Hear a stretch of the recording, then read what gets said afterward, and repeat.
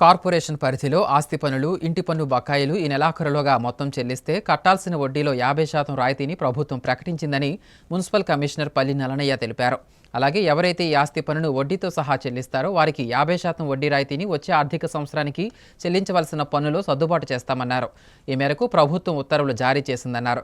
తన కార్యాలయంలో ఆయన మీడియాతో మాట్లాడారు. ఇప్పటివరకు పన్నులు చెల్లించిన బకాయిదారులు ప్రభుత్వం కల్పించిన 50% వడ్డీ రాయితీ సౌకర్యాన్ని వినియోగించుకుని ఈ నెల 31వ తేదీలోపు బకాయిలన్నీ ఏకమొత్తంగా చెల్లించి వడ్డీ రాయితీ సదుపాయాన్ని వినియోగించుకోవాలని సూచించారు.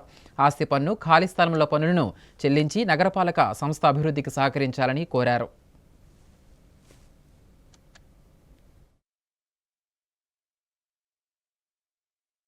విజయనగరం నగరపాలక సంస్థ ప్రజానీకానికి ముఖ్య విజ్ఞప్తి.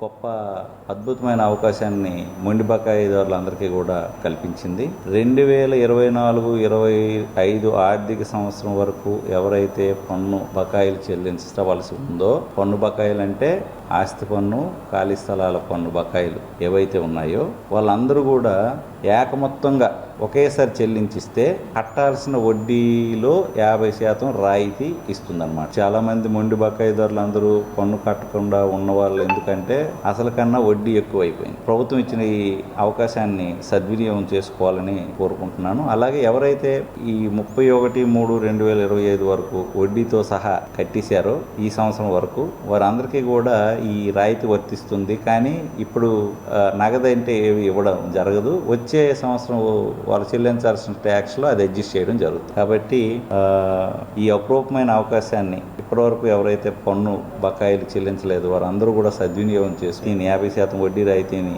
నగరపాలక సంస్థకు చెల్లించాల్సిన పన్ను బకాయిలన్నీ చెల్లించి నగర అభివృద్ధికి తోడ్పడగలరని కోరుకుంటున్నాను.